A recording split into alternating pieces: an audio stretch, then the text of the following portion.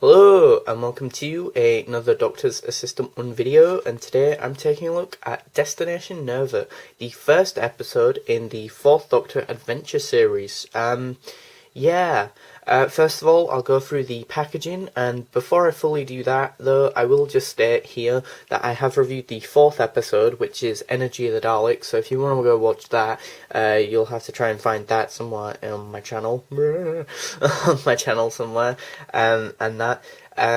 but yeah, so I won't be re-reviewing that. I'll be reviewing episodes 1, 2, 3, and then, 4, 5, and 6, as there is a total of 6 episodes in the first series, and I've got all 6 now, so I'm ideally going to try and review them all back to back, and then when I've done that, I'm going to, do an overview of that series, or of this series, being the first series. What I will say though as well is that I think that this series, the 4th Doctor Adventure series and the 8th Doctor Adventure series, are two really probably better jumping on points if you're completely brand new to Big Finish. But yeah, starting off with the packaging, we have, or the cover, we have what I can only imagine is the Doctor character, who I really liked, the amazing Tom Baker, and then Leela, Nerva there. Then you've got the banner, which is really nice, with the 4th Doctor Time Vortex logo there. Nicholas Briggs, who's the writer, Tom Baker, Louise Jameson, Destination Nerva, the old Doctor Who logo, which is, normally it has that logo, but I much prefer having it in the correct thematical sort of logo. Big Finish in the corner.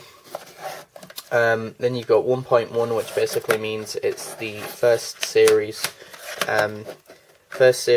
episode 1. And then on the inside you've got the disc, which is of this time vortex-like effect, like John Pertwee's. Then on the back you've got, Then on the back you've got the the running time, which is an hour, which means that it's split into 2 parts, 30 minutes each. That's why I think it's quite accessible for newcomers. It's got a bio, of course, and all that. But yeah, enough about the packaging / cover and case.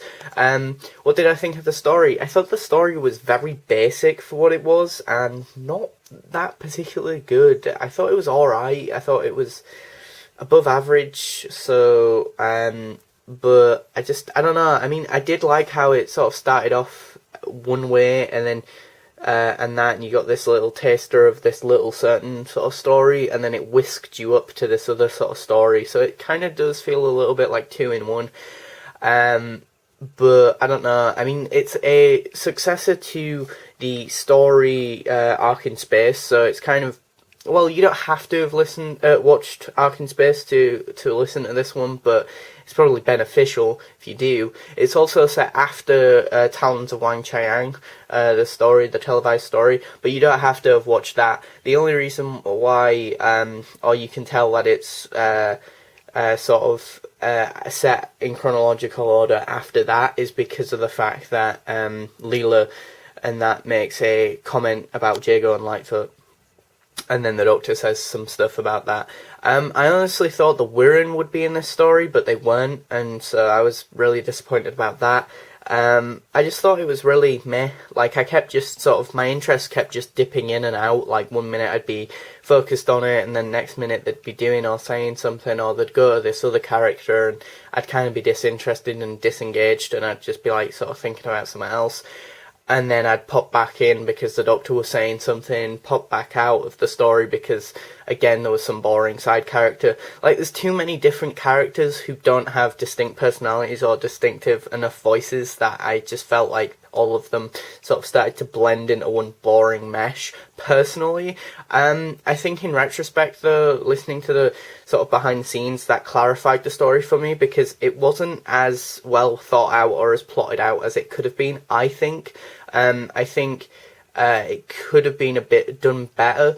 And considering it's the first episode of a whole brand new range / series for Big Finish, I would have thought they'd have put in a lot more time and effort and resources into making this a heavy hitter, so to speak, as the best way I can describe this story is by having a lack of substance.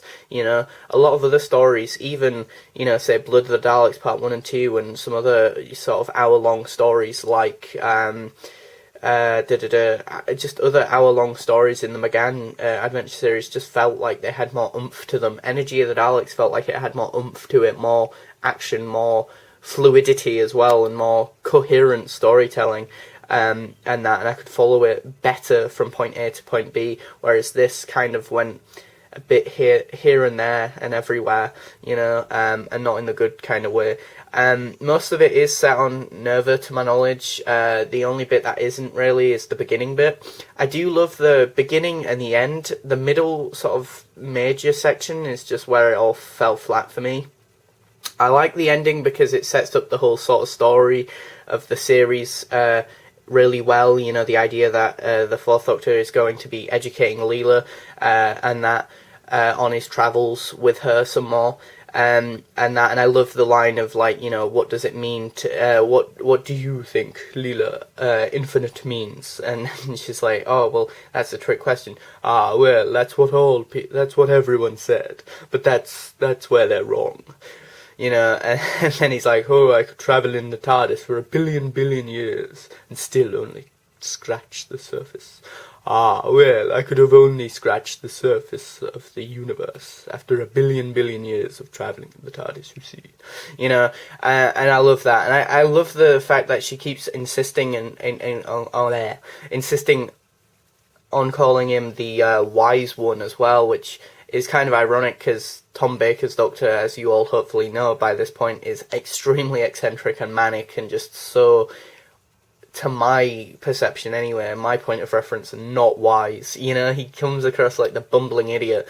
On the surface, at least. Yeah, I'm not saying that he isn't wise, but on the surface he wants you to believe that he's this mad, bumbling idiot, and then he'll, you know, secretly, you know, press some buttons behind your back, and then, you know, your spaceship's going to self-destruct and he's already run off into the TARDIS and you're going to blow up because you've threatened to blow up the planet or something, or, yeah, the planet Earth.